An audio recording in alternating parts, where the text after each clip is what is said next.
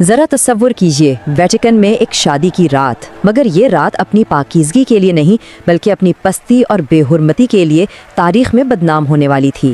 یہ وہ رات تھی جہاں طاقت نے اخلاقیات کی ہر حد کو پار کر دیا تھا۔ یہ الفاظ اس رات کی دلہن لوکریزیا بورجیا کے ذہن میں چلنے والے طوفان کی عکاسی کرتے ہیں، ایک ایسی عجیب کیفیت جہاں اسے یہ تک معلوم نہیں تھا کہ اس شادی کے بعد اسے انعام ملے گا یا سزا۔ وہ صرف ایک بات جانتی تھی کہ اپنے خاندان کی فرما برداری کی قیمت اسے اپنی ہر چیز سے چکانی پڑے گی۔ اچھا، تو اس تاریخی ڈرامے کو ٹھیک سے سمجھنے کے لیے ہمیں پہلے ان 4 مرکزی کرداروں کو جاننا ہوگا جنہوں نے اس رات کے واقعات کو تشکیل دیا۔ تو اس کھیل کے مرکز میں تھے روڈریگو بورجیا یعنی پوپ الیگزینڈر ششم، جو سیاسی بساط کے ماہر مانے جاتے تھے۔ پھر آتے ہیں ان کے بیٹے سیزارے بورجیا، ایک بے رحم جنرل جو اپنے خاندان کے ہر حکم کو پورا کرتا تھا۔ اس بساط پر ایک مہرے کے طور پر استعمال ہو رہی تھی خود دلہن لوکریزیا بورجیا، اور آخر میں اس سفارتی جال میں پھنسا ہوا تھا فیرارا کا وارث الفانسو ڈی ایسٹے، جو دولہا بننے پر مجبور تھا۔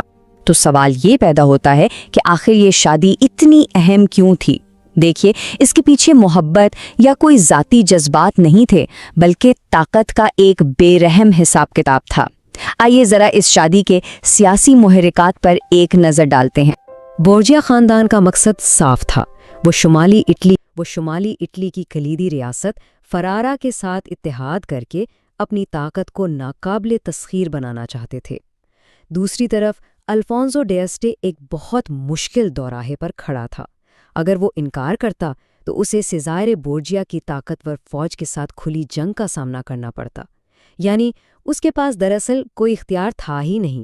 یہ اتحاد اور تباہی کے درمیان ایک فیصلہ تھا۔ اور ہاں، یہ سب کوئی من گھڑت کہانی نہیں ہے۔ اس رات کی جو تفصیلات ہیں وہ ہمیں اس دور کی اصلی دستاویزات سے ملتی ہیں، خاص طور پر ویٹیکن کے ماسٹر آف سیریمنی یوان بچارٹ کی ڈائری سے۔ یہ سمجھیں کہ یہ ایک چشمدید گواہ کا بیان ہے جو ان واقعات کی ہولناک حقیقت کو بغیر کسی شک کے ہم تک پہنچاتا ہے۔ تو چلیے اب شادی کے اس رات کے واقعات کی طرف چلتے ہیں۔ وہ رات جب ایک مقدس تقریب کو ایک ناپاک تماشے میں بدل دیا گیا۔ ایک طرف تو مقدس قسمیں اور لاطینی دعائیں پڑھی جا رہی تھی، لیکن دوسری طرف وہاں موجود لوگوں نے دلہن کے زرد چہرے اور کانپتے ہاتھوں کو بھی دیکھا اور دولہے کے چہرے پر چھپے خوف کو بھی محسوس کیا۔ یہ چھوٹی مگر اہم تفصیلات اصل میں اس رسمی کارروائی کے پیچھے چھپے ہوئے جبر کی پوری کہانی بیان کر رہی تھی۔ اس رات کے واقعات یوں سمجھ لیں کہ ایک منظم ترتیب سے آگے بڑھے۔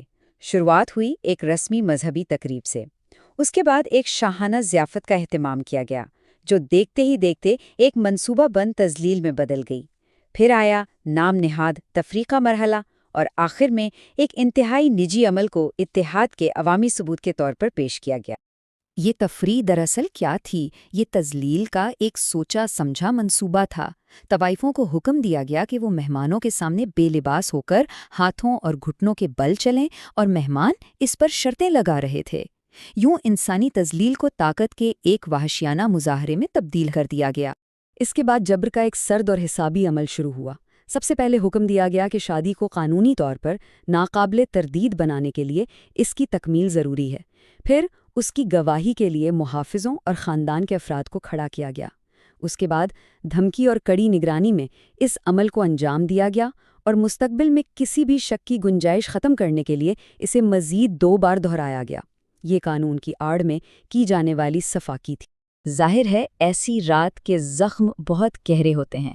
تو آئیے اب اس کے فوری اور طویل مدتی نتائج پر نظر ڈالتے ہیں اور دیکھتے ہیں کہ اس کی انسانی اور تاریخی قیمت کیا تھی۔ اس رات نے ہر ایک پر گہرے نشان چھوڑے۔ لوکریزیا بورجیا نے شدید صدمہ برداشت کیا، لیکن ستم ظریفی دیکھیں، بعد میں اس نے فرارا میں فنون کی ایک نیک اور قابل احترام سرپرست کے طور پر ایک نئی زندگی بنائی۔ الفانسو ڈی ایسٹے کو ناقابل بیان نفسیاتی زخموں کا سامنا کرنا پڑا، اور اس کی شادی کی بنیاد ہمیشہ کے لیے جبر پر قائم ہو گئی۔ لیکن سب سے بڑا نقصان پوپ کے ادارے کو ہوا، جس کی ساخت بری طرح مجروح ہوئی، اور مستقبل کے مصلحین کو تنقید کا ایک بہت طاقتور ہتھیار مل گیا۔ صرف یہ ایک واقعہ، یہی وہ ایک واقعہ تھا جو پوپ کی بدعنوانی کی سب سے بڑی علامت بن گیا۔ بعد میں پروٹestant اصلاحات سے پہلے ناقدین نے اسے بار بار اپنی تحریروں میں استعمال کیا کیونکہ یہ ان کی دلیل کے لیے ایک واضح اور طاقتور ثبوت تھا۔ اور آخر میں یہ سب ہمیں ایک گہرے سوال پر چھوڑ جاتا ہے، جب طاقت ہی اخلاقیات کی نئی تعریف کر سکتی ہے تو پھر انسانی وقار کی حفاظت کے لیے پیچھے کیا بچتا ہے؟ یہ ایک ایسا سوال ہے جو آج بھی اتنا ہی اہم ہے جتنا اس تاریک رات کو تھا۔